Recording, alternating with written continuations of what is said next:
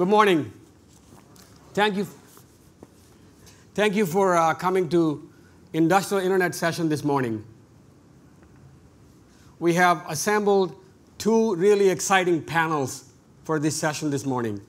Our first panel will be on technology providers for industrial internet. This panel is going to share with us the kinds of technology developments that are happening in the industrial internet and IoT. Our second panel is going to be on the technology users of industrial internet and IoT, and how value is being created, and how value is being delivered, and how value is being captured. So with that, before we bring up our panelists, I'd like to make a few quick remarks. We are in an interesting time. The global debate on technologies, the innovation that's shaping the global economy of tomorrow is intense. Futurists, technologists, and innovators that are making broader wireless technologies happen and making things like automation, connected car happen are truly changing the way we function and we live as society. About 20 years ago, as a freshly minted grad, I've attended one of these sessions. This session was on future of technology. It was conducted by MIT and a couple of companies that were innovative at the time. I vividly remember in one of those sessions talking about how by 2009, we will have a pocket-sized device that can convert text to speech that will cost about $3,500. Just compare and just think about where we were in 2009. We had a plethora of smartphones that did a lot more than text to speech that cost a lot less. These are truly amazing times for technology and for innovation. Just imagine where we would be 10 years from now. Just the example I gave you, we were leaps and bounds ahead of where we thought we would be. Just imagine where we would be 10 years from now, 20 years from now. We have a tremendous amount of opportunity, tremendous amount of potential shape that future. Perhaps here at Mobile World Congress, we should pause, take stock, and think about what's real and what's not. What can we count on? And what's hype? That's the theme of our panel for the next hour or so, the two panels for next hour or so. So with that, let me introduce our panelists. First, Humera Malik, CEO of Dat-uh, where she drives vision and strategy for changing the way industrial companies think about and use their data. She's best known for developing corporate and product strategies to fuel growth, working with companies across the globe, in Americas, in Western Europe, to Asia, and Middle East and Africa. Humera also worked with Singular, Bell Enterprise, where she was responsible for delivering productized solutions for industry verticals. Humera is the recipient of 2016 M2M and IoT Women of the Year. Humera, welcome to this panel.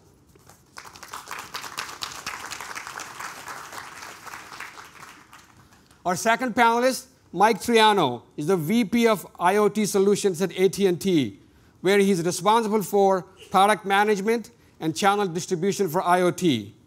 Mike and the team have been involved in the most basic to most complex and largest IoT deployments in the world with M2M, commercial telematics, and energy. Prior to this role, Mike was also running AT&T's advanced mobile solutions. Prior to AT&T, Mike held leadership positions at Palm, Bell South International Wireless, and Sprint. Mike, welcome to the panel.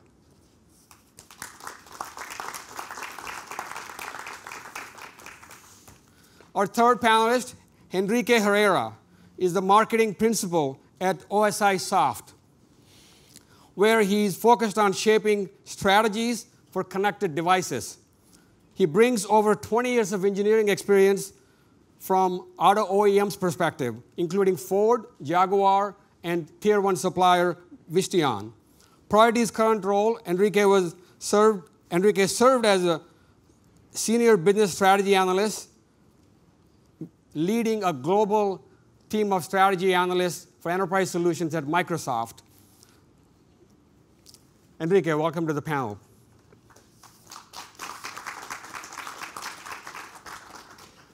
Thank you all for joining us this morning. I'm going to start off with our first question around platforms, industrial internet platforms and IoT platforms. Perhaps, Humera, I'll start with you. What have you seen develop in the last 2 to 3 years when it comes to industrial internet platforms, and how are they evolving, and what's your view on how they've been used? I think, Venkat, there's certainly a lot of platform talk that you've all heard. But when you actually step onto the industrial side and look at it from an industrial perspective, they look at two kinds of platforms. So we have seen from our side, we have seen a plethora of platforms that have come up from providing device connectivity to all the middleware and data collection. But when you look at it from their perspective, they're actually looking at a platform that can provide them automation. And so there's a difference that I see when we start to define platforms. It's split into different horizontal layers. When I look at it from my customer's perspective, who are actually the industrial users, they look at it, what can I use for automation today? So there are lots of platforms out there that probably can provide a lot of value. But I think in order to make use of those platforms, they need to be embedded. They need to be put in an environment where they can be more useful for that ecosystem that we're trying to serve. Great. So Mike, over to you. So, obviously you have done a lot of great deployments, from basic, as I said, to some of the most complex deployments. So talk a bit about what evolution have you seen working with your customers on how industrial internet platform, again, platform defined as the bottom of the stack, the sensors, middle of the stack, analytics, and the top of the stack, taking insights and using them to drive outcomes. Talk a bit about that. So it's interesting you start with that definition, because the word platform to me means so many things to different people. I try to avoid it, to be honest with you. Depending whether we're talking about service management, application development, right, the analytics piece. But I'll tell you, the biggest trend I think we've seen in the last, I would say, 2 years, AT&T actually launched an application development platform called MTEX and Flow. So it allows developers quickly to develop apps, get it to market. But we heard over and over from developers and large enterprise customers, it's great to be able to deploy this on your platform, but we need integration. And when you sit down with CIOs and CTOs, if security is the #1 issue on their mind right now, the #2 is integration. And so we've spent a lot of time making sure that the platforms of platforms concept really starts to take place. How do you share data in an elegant manner between what you've built out in an open source, open standards model? Because proprietary is not something our customers are looking for. They're not looking for proprietary hardware and stacks. They're looking for open standards, and being able to share that data in Microsoft's cloud, Amazon's cloud, IBM's cloud, or whatever it might be, because the ideas of point solutions are dying, right, relative to large enterprise. And so when they look at that platform evolution, it really is important to understand, how do you share the data? How do you start to make sense across multiple verticals, industries, as well as solution sets? And Enrique, you've been working with your clients in your past life with Microsoft and in your new life with OSI Soft. And I understand that you also do a lot of consulting work on figuring out how you can help your clients get most out of the platform. So talk a bit about how you've seen the platform evolution happen. Sure. We've seen a lot of our industrial customers kind of home grow a lot of their platform type of solutions. And it's really causing some grief in migrating to some of the more commercial available platforms. We also see a lot of the kind of the platform vendors coming into the geographically dispersed assets or mobile assets. But they're still starting to crack into that closed industrial operation space. I still think that those are still two different worlds. I think once we can get those two worlds closer together, we can start taking advantage of some of the capabilities in these platforms that are being created. Wonderful, wonderful. Mike, I'm going to start with you. Given the deployments you've made in the last 2 to 3 years, what surprised you the most, and where are you surprised that some anticipated things did not happen for you? Well, I want to start with just a transformation. I want to build on what you said in terms of how our customers are viewing IoT. If we back up a couple of years ago, if you would have asked me, who do you mostly sell and position IoT solutions to? I would have said line of business customers, right? So you think about you're deploying a field service application, a fleet tracking or an asset tracking solution. You're probably selling that to someone in supply chain or operations. Then what we started to see was a real quick shift toward CTOs and CIOs also at the table, but more chief marketing officers, chief strategy officers, even CEOs, because they realized the power of the transformation of these technologies. And now we're getting back to this other part of the angle where you're realizing all these entities have to be at the table to really see the vision through. But when I think about some of the bigger trends that we're seeing right now, you mentioned in your opening, connected vehicles. We're adding between 1.2 and 1.4 million connected cars to the network in any given quarter. So when people say IoT is still in its infancy, I would grant you it is.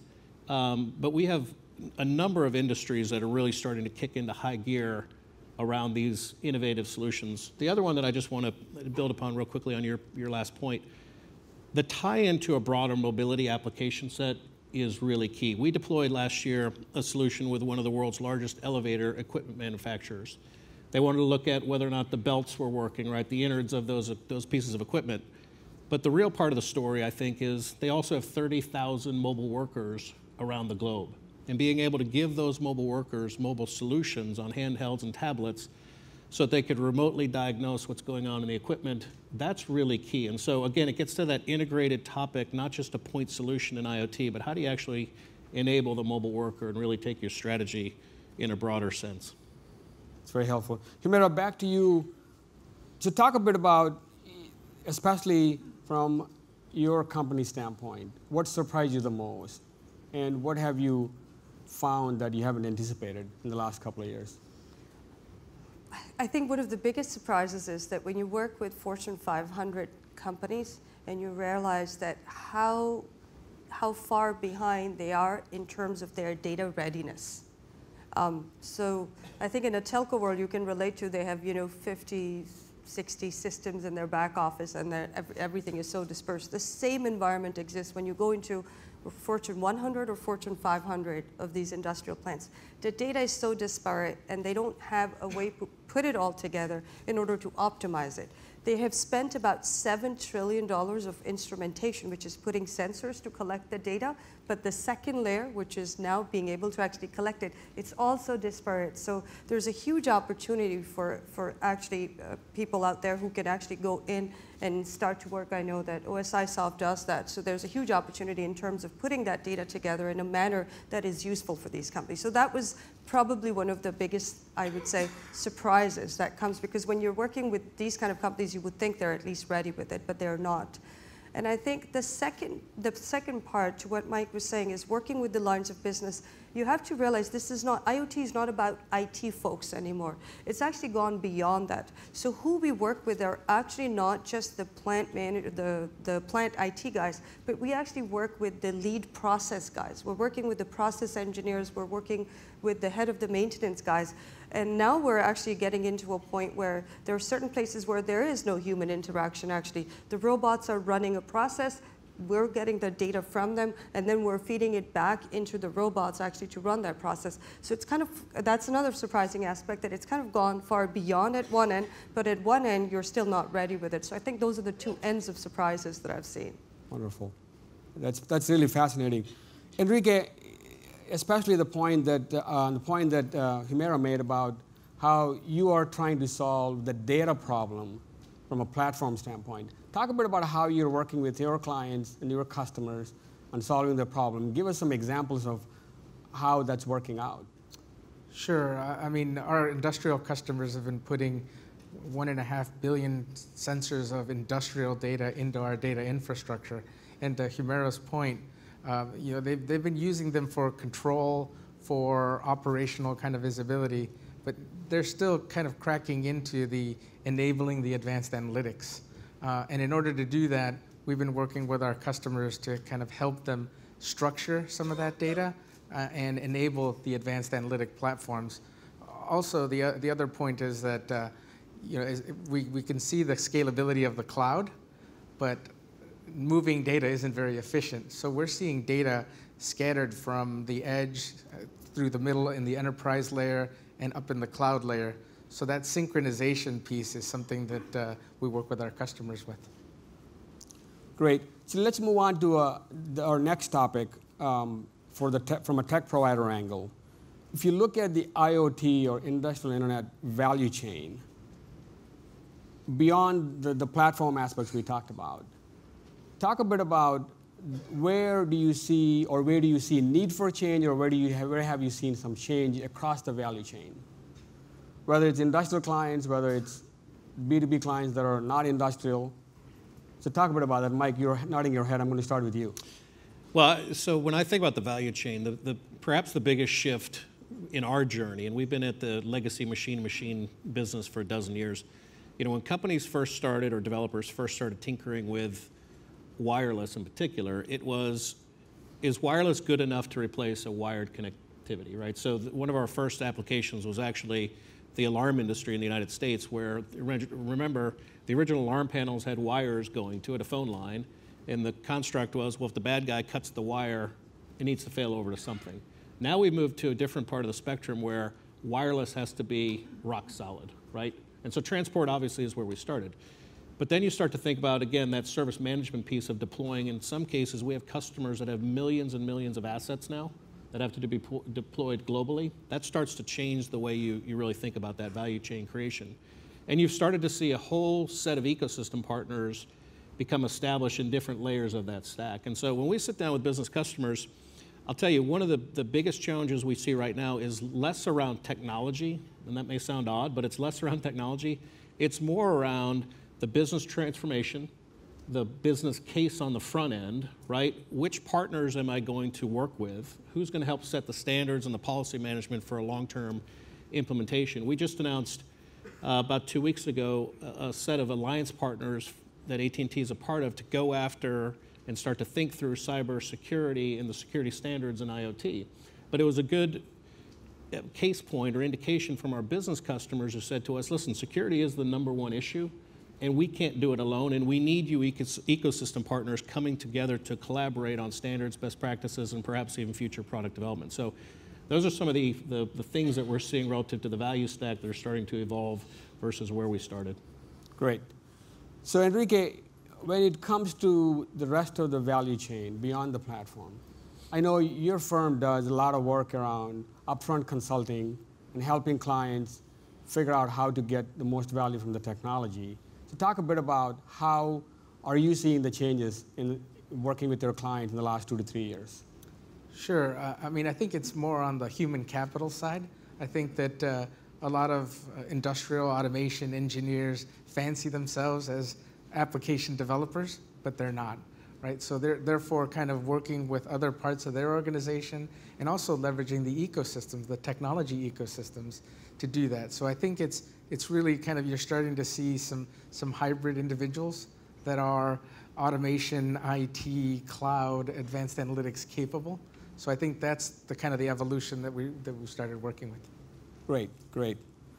Now, one of the things that we talked a lot about in the last couple of years was how there is a lot of need for interoperability.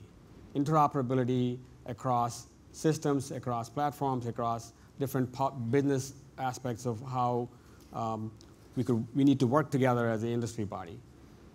And I'm going to start with you, Humera. From the work that you've done in the last couple of years, talk a bit about how do you see interoperability playing out, either as a big challenge or as ways in which we're cracking interoperability? Well, I think today it's a challenge if you're not thinking it through for the long term. So when you go in today and you start working in these environments, as I said, lots of different systems, but there are also lots of different protocols and technologies and things that you have to follow, because we haven't yet developed a lot of standards around the IoT, from a data collection to data sharing, data usage, none of that. Some of it is now happening, but I would still say is that it's very in the early stages. So, but what we always work with our customers is to define what that long-term architecture really looks like, right? So where you're starting from in terms of putting those sensors and collecting the data to the point of actually then passing the data into any of your third-party partners that would actually use that data. So I think there's some of it, but you have to start thinking it through from the beginning, is what are the standards that I'm going to use today in one process, then in one plant, then into the next plant and the next plant. So I think that has to start from the beginning. But the challenge continues to be that we as an industry haven't really evolved and come out with certain standards as well. And although I've seen quite a few standard bodies come out, but I still feel there's a lack of that set of standards that can be adopted by the industrial environment. And I think that's an area which needs to be given thought even by people like us here. Absolutely. And Mike, you're nodding your head again, and I'm sure you're in the bullseye of this interoperability issue. It's interesting, just to take it on a slightly different level. One of the biggest trends I think most of us are seeing is really the global trend, right, in terms of deploying solutions, but making sure that it works abroad. And for those big multinationals that we're working with across a number of business units, it's amazing when you start to go business unit by business unit, they haven't even thought about interoperability between the broader corporation. And so one of the trends we're also seeing in that, just to answer that, is that some of these larger companies are starting to think about centers of excellence around IoT and interoperability across the business units, because they can't necessarily have each one of these units do their own thing and then wake up and, to your point, 2 or 3 years from now and realize, well, wait a minute, it would have been better if we architected on the front end to ensure that you could start to take advantage of this across the different silos of the company. So it's another, beyond just technology, it's another example of how we're seeing at the business unit level this same question. And Enrique, the work that you with the front end of trying to get value out of IoT and industrial internet, and how are you seeing the interoperability play out with your clients? Sure. We were kind of going back to the future here, right? Because in the industrial automation space, we were dealing with a lot of heterogeneous automation systems. So you see standards evolving in terms of communication protocol on that industrial side.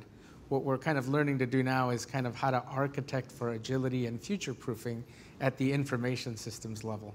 So you're seeing a lot of kind of upfront architectures for future-proofing, but agility is going to be the key. And that's kind of difficult for some of these industrial companies that are used to buying equipment and letting it run for 25 or 30 years. Yeah, absolutely. I'm going to shift to one of the topics that, again, we talk a lot about, that's security. Security across all aspects of what we do when it comes to industrial internet and IoT. Humera, I'm going to start with you, because your company does a lot of data manipulation, data readiness, and I got to imagine that security is something that you deal with a lot.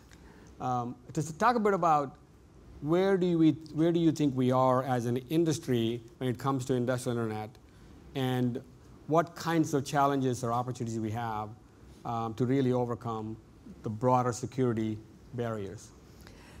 Yes, that's a daily question that comes up in every conversation we have. One thing I always say about that is security is, although there are standard policies that have been implemented forever, what these guys are now learning is it has to be split into different levels, and it has to be applied in a different manner than what they're used to. And it's a journey. It's a learning process. They're learning as we're working through it, as all of us are working through it. The first question you hear is, no, I'm not going to put my data in the cloud. No, we can't share our data. So if you have those answers as no, then there is no point getting started, because then you'll be doing the same old things that you've been doing before. So I think it's an educational process that you have to go through with your customers to help them understand that, first of all, is the value of that data for them, but then how secure you can make it for them. And that's really where a lot of these compliance and technologies that are coming up, as well as actually even from a cloud perspective, you know, when you're going into a private cloud, all the things that you can do, how you can actually separate out certain sets of data for them, which is more critical versus the data that you're going to use and then you're not going to store. So there's lots of policies and things that you have to, but it's on a per client basis. There's one of our clients that absolutely does not put any data out, which means that then you have to actually make provisions to make sure that you can serve them within their four walls. But a lot of these other guys are actually now learning that the more they can spend on putting together a security policy around a centralized data aggregation place, it's much easier for them to actually then leverage IoT when they're talking about hundreds of plants. So I think it's just a matter, it's a matter of time, and it's a learning process for them. Absolutely. And Mike, privacy and security has been a forefront of any telco in the world, no exception for AT&T. So how are you seeing security play out? So to your point, we look at it in a variety of layers, right? All the way down to the device. How do you think about securing that device from a mobile device management perspective? How do you start to think about firmware and software updates to that device in a very engineered manner and controlled manner? When you think about the connected vehicle or connected tractors, you'll hear from John Deere in a few minutes. You know, once you've deployed those assets, it's really costly to bring it back into a service repair facility to upgrade the telematics unit, for example. So how do you start to think about doing that elegantly in a secure manner? We also are looking at solutions that help secure the data at rest, but in transit, and also looking at the network threat detection. We see things in the network that others won't necessarily see, and so how do you pass that along? We've also started to really think through security consulting, right? How do you, again, sit with a customer on the front end and look at all the possible vulnerability points and start to really scale out and map out solution sets. But I want to go back to your point on policy for just a minute. I tell this story often. This happened about 5 years ago. We had a customer who actually put a smart meter on a home in Florida, and somebody tampered with that meter, took the SIM out, put it in a laptop, and went to Asia. And about 30 or 45 days later, when they got their invoice from AT&T, they were shocked at the bill. And so we backed into this whole thing and again realized someone stole the SIM, put it in a laptop, and went to Asia. And what was amazing to me was we have a number of tools in our service management platform that should have said, listen, the average smart meter only passes 500 kilobytes per month. So when it's doing gigs of data, alarms should have been going off. Or a smart meter is fixed on a home in Florida. There should have been a geofence set around that. An alarm should have gone off when the SIM all of a sudden appears outside of that state of Florida ring, right? So my point is there are tools and policies, but if people don't take advantage of the tools and policies, you know, you have breaches in security. Absolutely. Well, that's a fascinating example, Mike. So Enrique, how big of a deal is security when you go talk to your clients about OSI soft and what you do and the front end of trying to deploy IoT and industrial internet type solutions for your customers? And how are you, if that's a big deal, how are you overcoming that security issue? Yeah, I mean, I think that the challenge for our customers has really been that they've really secured industrial networks around the periphery, and they've got legacy equipment there that doesn't have the capability to handle some of these newer technologies. And the other challenge that they have is that, you know, the technology may exist maybe on the IT side of the shop or the provider side of the shop, but those tools aren't cracking into that closed world because once something bad happens within that closed environment, you know, it just kind of propagates throughout the whole environment. So yeah, we go through this discussion because our technology is information technology that's sitting right on top of that automation system. So obviously we're trusted on that intercommunication to the industrial automation, but still within it, it's still very, very legacy. Very helpful, very helpful. So I'm going to put each one of you on the spot and ask you one question. I got a two-part question. That is, if you look ahead, based on the history that you've gone through with IoT, if you look ahead, what are you most excited about, and what are you most frustrated about? I'm going to start with you, Humera. Well, I'm definitely, let's say, optimistic. I'm definitely excited about the opportunities that I'm seeing. You look at the legacies, not just the systems that Enrique is pointing out to, the way the legacy system and the processes have been run. From looking at the basic fermentation processes to actually welding processes, how those are now being actually automated through the use of IoT. That is very exciting, because those are the things that would actually help us move towards real adoption of IoT, because that's very traditional and old business.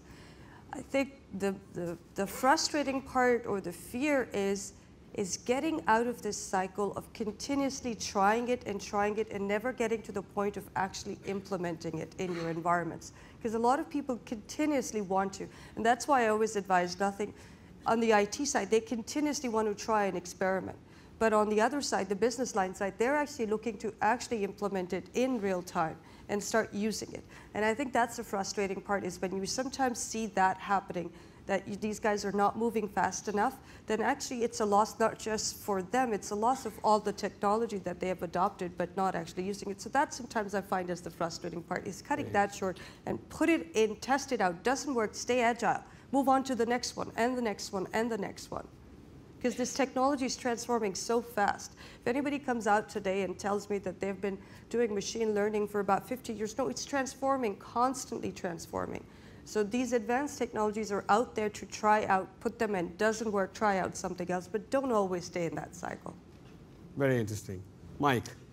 So we talked a lot about security. I think that is, the number one topic on the minds of our customers. It's certainly number one on our minds. So thinking through that from a threat and a vulnerability perspective.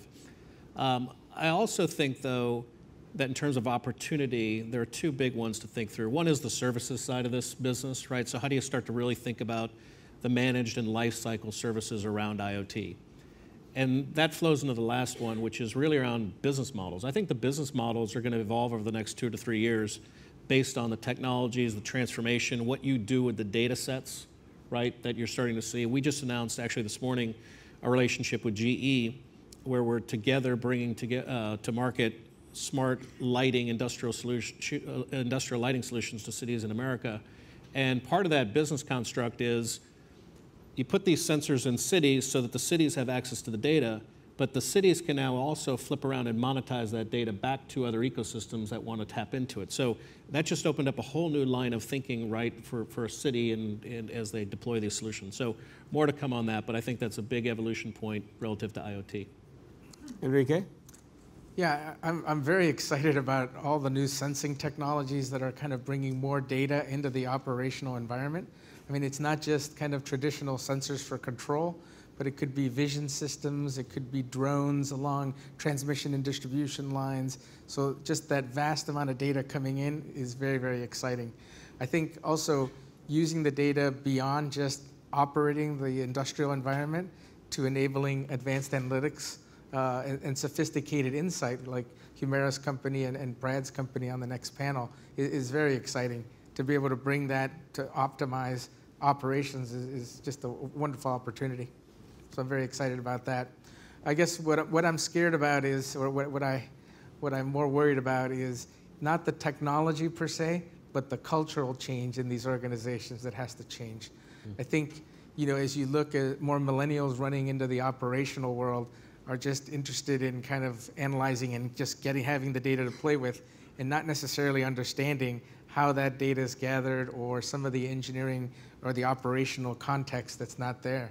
That's what worries me, is that people just believe that they can take all this sensor data, dump it somewhere, and get insight without understanding the whole context up and down the architecture. Great, great. Well, thank you, panel, for your time and your very valuable and insightful perspectives you shared. We, as an industry body, we have a lot of opportunity ahead of us. The things we talked about, the future that we talked about, we can shape it, we can create it, we can extract a lot of value out of it.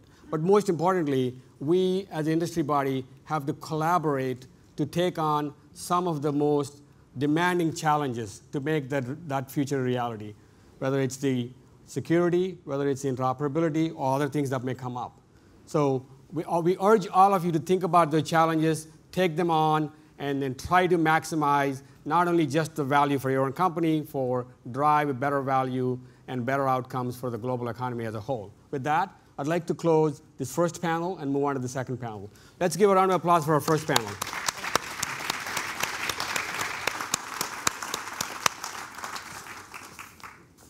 All right.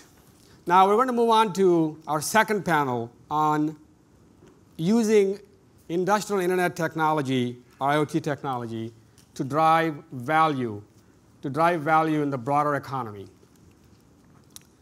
We at McKinsey have done a lot of research. Some of our research, we found out that the potential to create value by leveraging industrial internet and IoT is enormous. One of our estimates is that there is up to or more than $4 trillion worth of value. 4 trillion. That's with T, that you could create with IoT. Obviously, some of that value comes from driving productivity. Some of it comes from driving top-line growth. And some, or a good portion of it, is actually going to go as a surplus to consumers. But let's just stop and think about that. $4 trillion worth of value within 10 years. If you compare that with GDP of nations, guess where would that rank? That roughly ranks either number 3 or number 4 in the GDP of nations. That's roughly the size of Japan's economy. Think about it. It's really mind-boggling. We're not talking about 30 years from now. We're not talking about 20 years from now. We're talking about within next 10 years, there's potential to create $4 trillion worth of value, at least in our view. Let me share a couple of other things. If you look at how many companies, again, we did some research on this, how many companies are actually trying to leverage or even trying to start using industrial internet and IoT to drive value. Our research shows that less than 3/4 of the companies are actually even trying. Even, in other words, only 1/4 of the companies in the world are actually starting to try. And then also think about where we are today in terms of how many devices are connected compared to how many people are there in the world. Depending on whose estimates you believe, we have somewhere between 4 to 10 times more devices today than number of people. And think about how much of the data that's getting generated with those devices is actually getting used. If you look at some of the sectors, the amount of data that's getting used, it may surprise you, about less than 1%. Less than 1% of the data gets used today to drive any meaningful productivity, any meaningful value. And imagine the future where not just 1/4 of the companies, half, 3/4 of the companies in the world are actually trying to, in a meaningful way, use IoT. Imagine the world where not just less than 1% of the data, but 5%, 10% of the data get used to drive outcomes, to drive value. So that's what we're going to talk about in the next panel. What are the sources of value? How can we shape it? How can we capture it? That's the theme for our next panel. So with that, let me introduce our next panel. Our first panel member from our next panel, Brad Kewell, is a co-founder and CEO of Uptake, a predictive analytics software as a service platform that delivers solutions to global industries to improve productivity, safety, and reliability. Over 25 years as an entrepreneur, Brad has started more than 15 companies, including Groupon, Eco Global Logistics, and MediaOcean. He's also the co-founder of Lightbank, which has invested in more than 10 tech companies. He's the founder and co-chair of Chicago Ideas Week, a global ideas platform. He founded Future Founders Foundation that provides entrepreneurial education and mentorship for more than 3,000 inner city kids. Brad, welcome to the panel.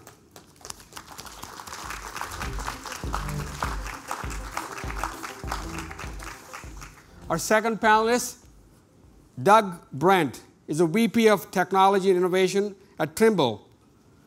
In this role, he drives cross-company technology collaboration with Trimble's technology strategy to drive Trimble-wide engineering and innovation culture. Doug has more than 30 years of management and leadership experience in technology in Silicon Valley. He was VP of engineering at several startups, including Packet Design and Whistle Communications. He also held leadership roles in product development at IBM and Apple. He's the COO of ICANN, the industrial body, and also an advisory board for Piaggio Fast Forward, a group that thinks about future of transportation. Welcome to the panel, Doug.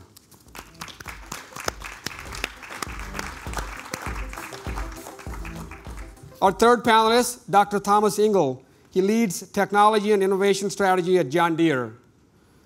He works closely with universities and partner companies to develop new innovative solutions. Dr. Engel's research on use of electronics and software in agriculture led to first set of precision farming products at Claas. Since his joining of John Deere in 2000, Dr. Engel has been a pioneer in growing precision farming business for John Deere. Welcome to the panel, Dr. Engel.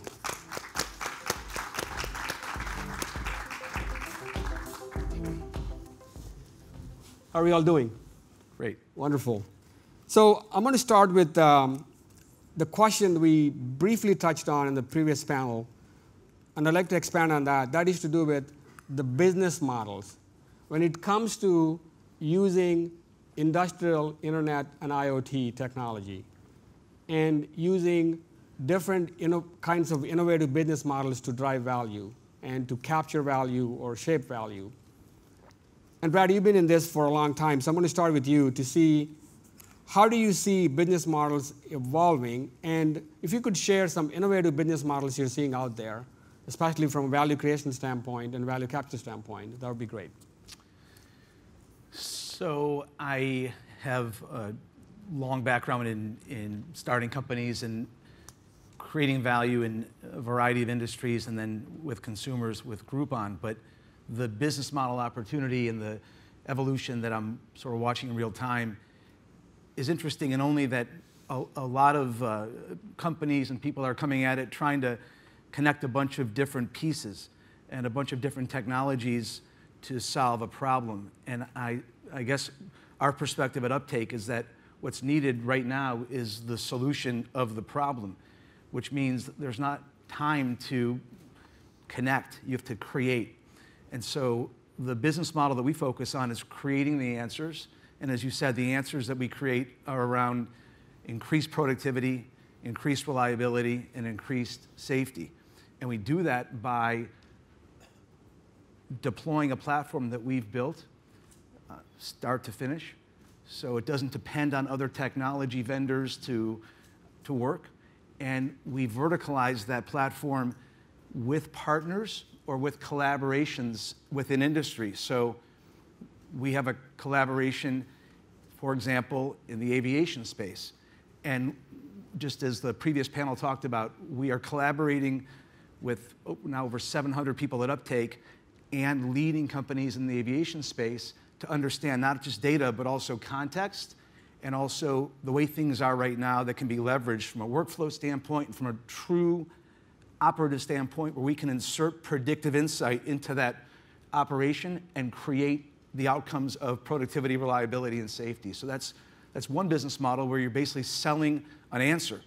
You're not trying to create the answer, you're actually answering the problem and therefore selling it through a subscription. So that's the core business model of Uptake. And the other one that we have deployed very successfully is collaborating with a leading OEM. And so our partner, for example, in construction and mining is Caterpillar. And through the collaboration, we are creating solutions that are sold to the end user. So Caterpillar is a collaborative partner of ours, but we therefore go to market in the construction and mining spaces and others with the answer.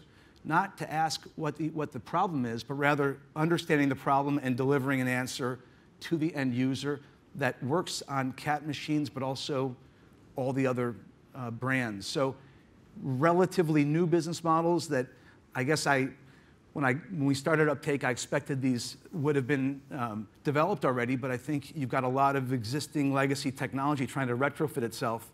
So we've been able to come in as entrepreneurs and just create the solutions that are needed, and it's been very, very effective.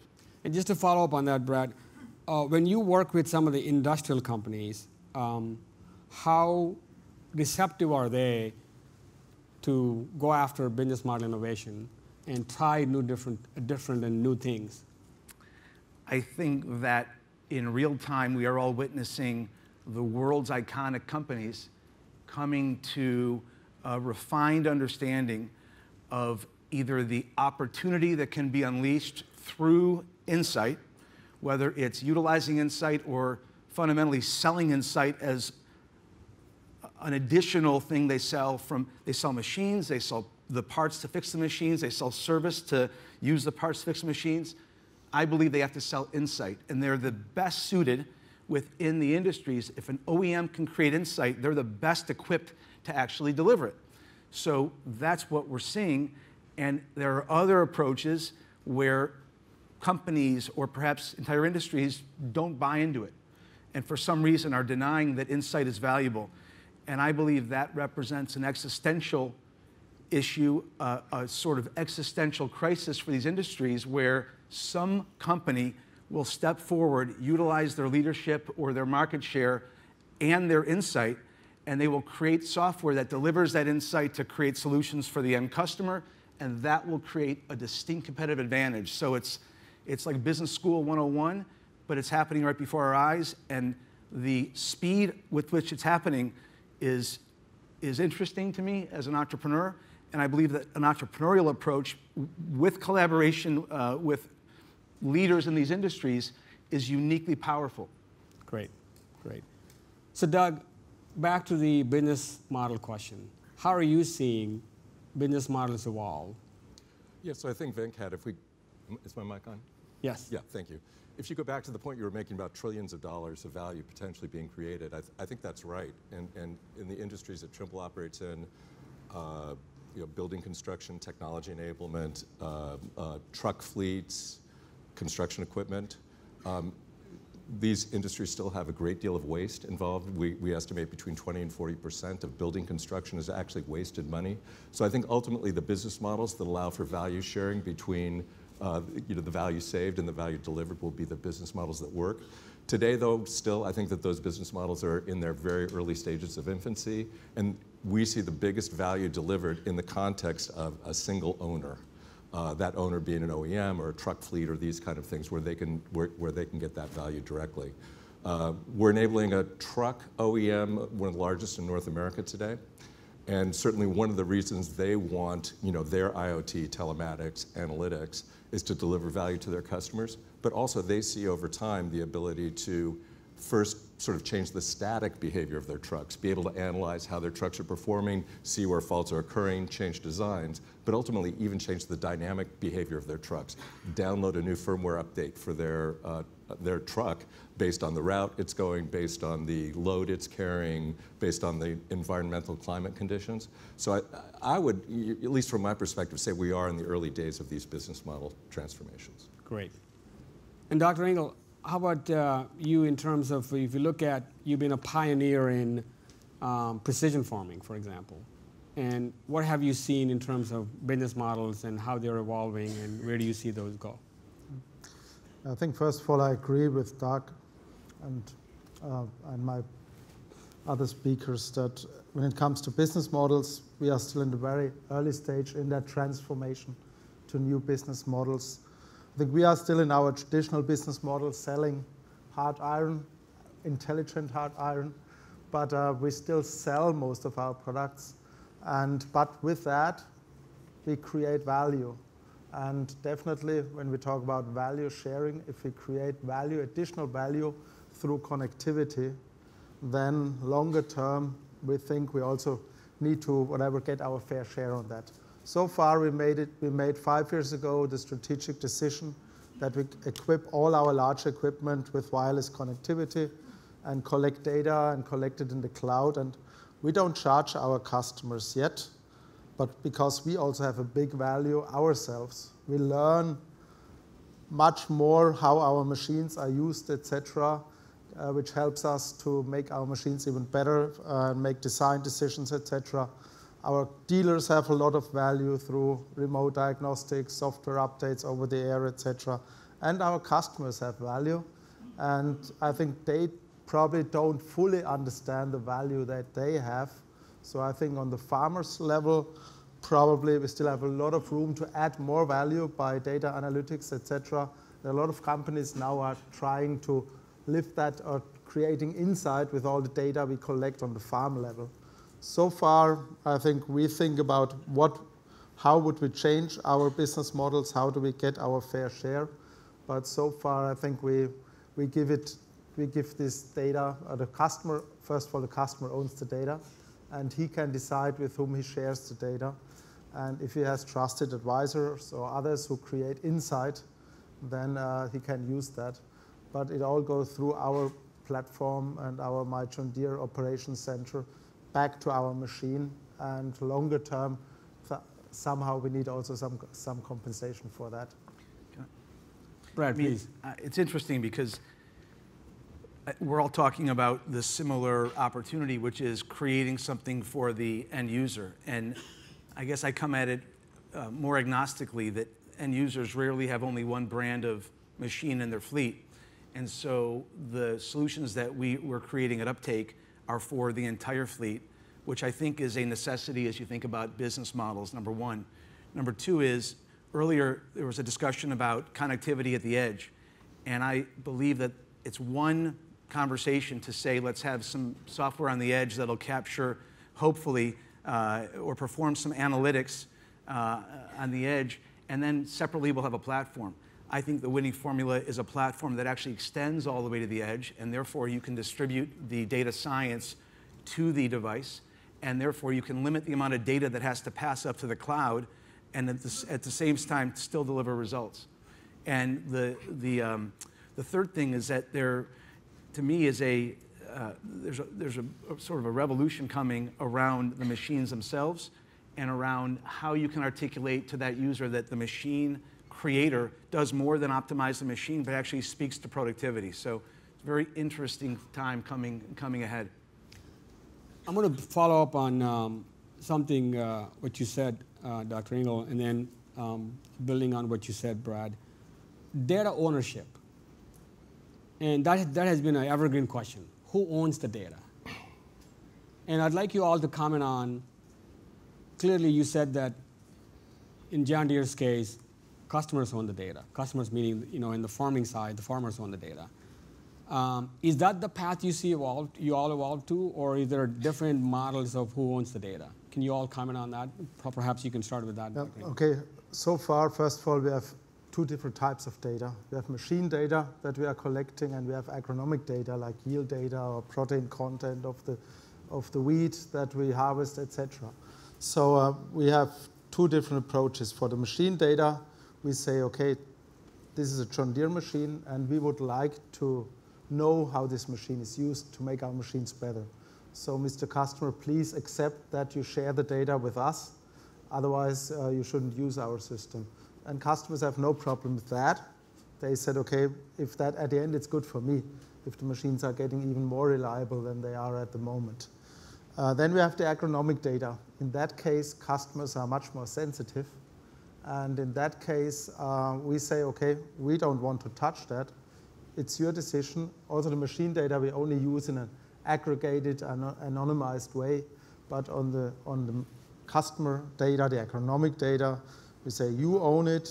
If you want to share it with your trusted advisor or with a chemical company who gives you advice and insight into the data, how you can improve your performance and increase yields with lower environmental impact, then it's your decision. We don't look into that. We know that some of our smaller startup companies, they say, if you give us the data, we also analyze them and we sell them in an aggregated way, and we share that revenue with you, and we don't go that way. I don't say forever. Might be that someday that we will also think about that. At the moment, we say the customer owns the data. Yeah. Doug, how do you see that? Actually, I'd say very much the same way. I think customers need to certainly be fully aware of how their data are being used and be part of the decision process about how their data are being used. And our default position is customer data is customer data. I think we'll find there's many layers of what that means, just as you were describing, whether it's machine level data, in the ag case, agronomic data, other data that may well be treated differently, but in all cases, we want our customers to sort of own the decision about where their data are going. We do have products today, analytics products today, particularly, I'll pick a trucking example again, where customers voluntarily provide their data for benchmarking performance against other customers. I think that's going to be more and more common, but they should be able to make that decision themselves. So Brad. So the customers creating the data by their own usage, and at the same time there's an element of the machine, and so things will fall as they may. My attitude is around how do you incorporate the data science in relation to the data? That's where the action takes place, because having data science that predicts outcomes that can then be applied against your data is something that uniquely can create value with your data plus the sort of OEM or the provider of solutions insights. And that's where there's a much more fluid interest to not give your data away, but flow your data through a system that adds value to that data. So I think that there are levels of conversation. It's not an absolute, but we look at what we do. We have insights, for example, in healthcare, believe it or not, that are applied to locomotives and move the needle significantly up. Interesting. Data science these days is not about an algorithm, it's about technology deployed in an active state that continuously is refined and improved. And similarly, when we look at tires across aviation, across construction and other verticals, including agriculture, that tire data science, the predictive insight around tires is applicable across industries. So you don't necessarily need to own someone's data to create insights across industries. What you're doing is deploying your insights through a platform to create value out of that customer's data. So I'm going to pick up on data science. Obviously, we talked about there is only less than 1% of the data gets used in some of the segments that collect the data. But if you start using that data, one of the things that you need to rely on is the capability you need to build from a data science standpoint. So comment a bit on how is that capability evolving. I'll give you a stat. Somebody told me the other day that there are 3 to 5x more marine biologists than data scientists in the US. Clearly, but the demand-wise, there is 100x more demand for data scientists than marine biologists. Maybe. So I'm not so sure about that in an absolute basis. What we are seeing in practicality is that, as I said, data science is about insights meet technology.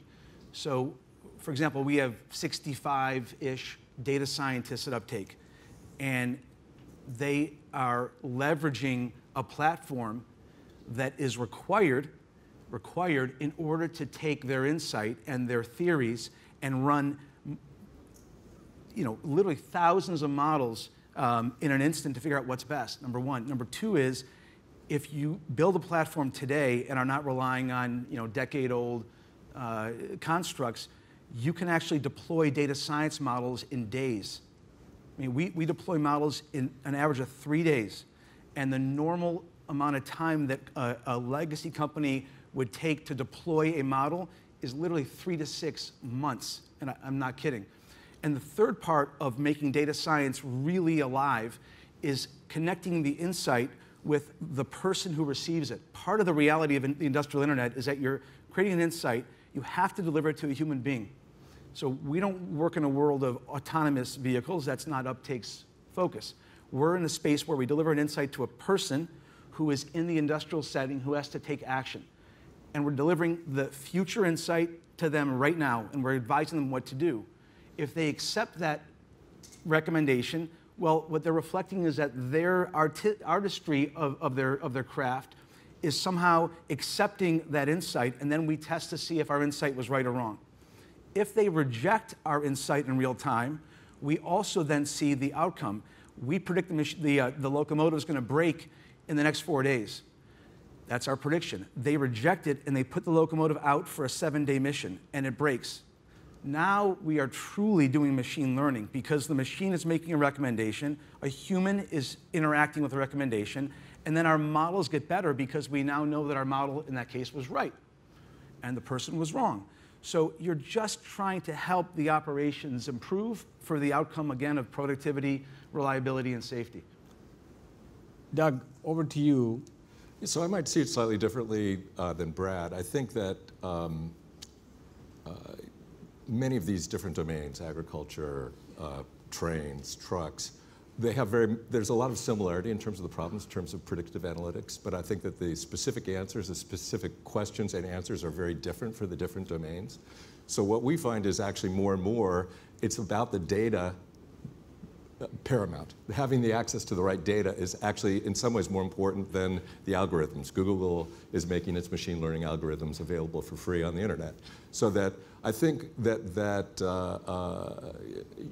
when you take this big area of data science, we'd probably start out and first say, do you have the expertise in a given problem domain? Because I think this idea of answers and being able to deliver the exact answers is very important. And then the data to support deriving those answers.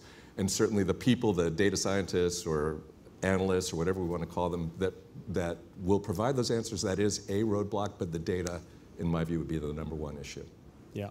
And Dr. Engel, on the data science topic, how do you see that function or capability at least in John Deere or in a broader perspective?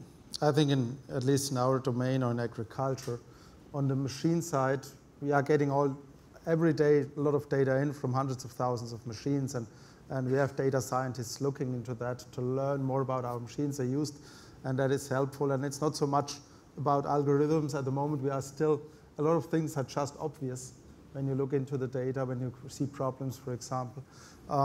When it comes to the next area, then to agronomic data in the field, I think we are still in the very early stage, and that's not our core competence.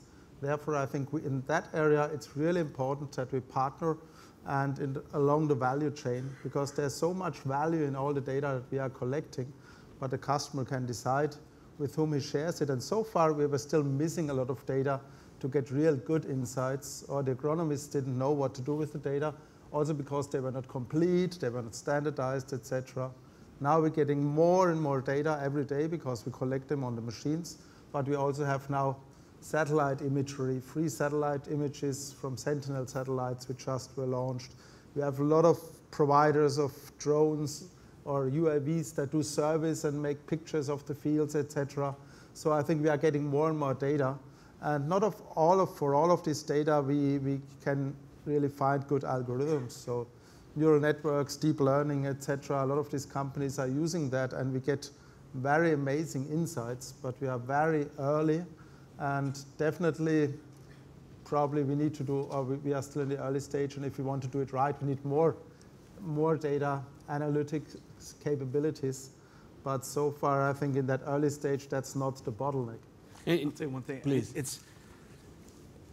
Here's what one of the many things that I find sort of intellectually fascinating about this whole space. Think about the resources that most companies devote to a network operating center. 24/7 monitoring of the network, full staff. The minute there's a problem, they're deploying the ticket and they're attacking it. Okay, then think about whether that same approach is applied to data integrity. It's not, but it has to be.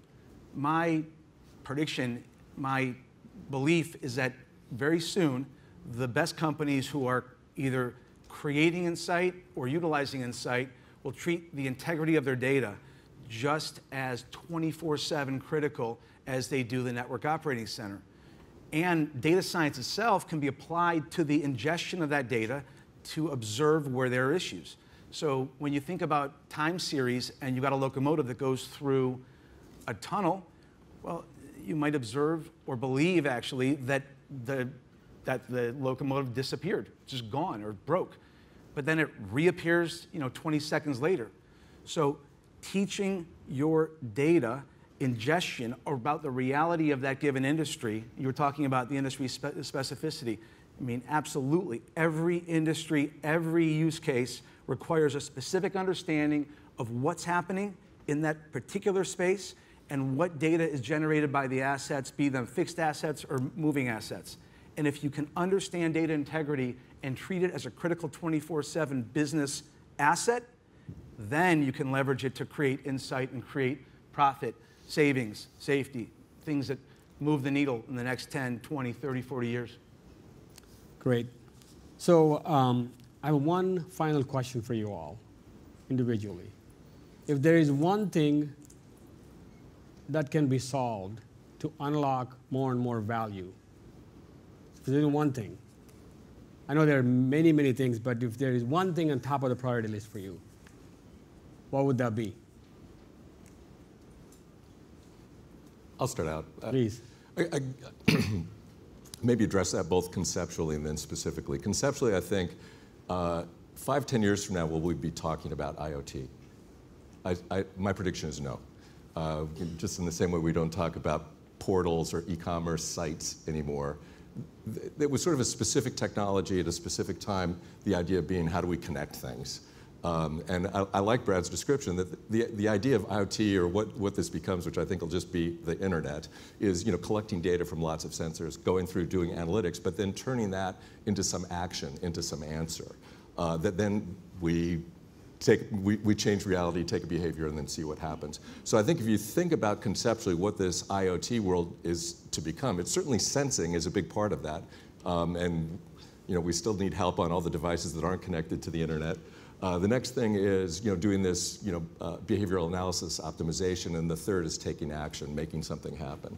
And I think so with that conceptual framework, I think still a lot of work needs to be done, although humans will be involved in the consumer concept of autonomy. I think doesn't apply to a lot of these industrial applications. I do think more automatic action. So getting the machines involved in taking action, whether they be software services sitting in the cloud or a tractor in the farm field. And that's where we'll really see the value of these analytics. Who wants to go next? I don't think there is one thing. Yeah. What we have to do in the future is we need to feed in 2050 10 billion people, and we need to double probably the food production or the grain production to do that. I'm excited that it was a slow process. We started 20 years ago. Now, let's say all our machines are connected. We have self-steering systems, not self-steering, but steering assistance there, so that we can steer the tractors 1 inch accurate. So we already have increased the productivity and efficiency for the farmer a lot. Now with big data and analytics, I think we need that to make farming much more. First of all, we need to increase yields, but also in a much more sustainable way. And with all what we see, what comes with climate change and all that, it's more or less mandatory that we have all this, that we can do this data analytics with all the sensors and all the data we are collecting. That is a prerequisite that we can feed the world population in 30 years. Great, thank you. Brad. If I had to say one thing that I think will unlock the opportunity that we're talking about here in regards to the industrial internet, it would be every CEO, especially of the Fortune 500 and 1,000, if there's such a list at Fortune, would understand that the greatest opportunity of profit creation lies within predictive insight, leveraging their data and their operations, number one, to predictive insight. And number two is that they should demand the answers. They should demand solutions that create these positive outcomes of productivity, reliability, and safety. It's now a time where you don't have to wonder whether you'll get the answer and hope that some entity or some team within your company will assemble all the pieces hopefully right, and cross your fingers that your hundreds and hundreds of millions of dollars of investment will actually pay off. It's now time where you can expect an outcome to be delivered so that when you pay $1 for that outcome, you'll actually make $3. That's available now. So in essence, the whole chain of technology, the technology industry is changing before our eyes in regards to the industrial insight space. And I think if CEOs appreciate that they should have partners who share in the risk and deliver the answer that can make them enjoy the outcome, that risk-sharing partner is a whole different construct that a CEO acknowledgement would unleash a real opportunity around industrial productivity. Absolutely, absolutely. Well, from this discussion, it's very clear that whenever we meet on this topic, we always find tremendous amount of progress that's already been made. Given my passion for IoT and industrial internet, I'm somewhat biased, but I'm ventured to say that there isn't a more exciting area that could drive enormous value for the global economy and society as a whole. I'm also pretty confident that 10 years from now, we'll look back and say, wow, what we imagined that would happen with leaps and bounds more than what we thought. So with that, we as the industry body have a lot of exciting opportunities ahead of us. We have obviously some challenges we need to take on as an industry body. And our future, we have a great future ahead of us. It's bright. Let's go make it happen. With that, thank you, panel, for joining us this morning. Give a round of applause for the panel.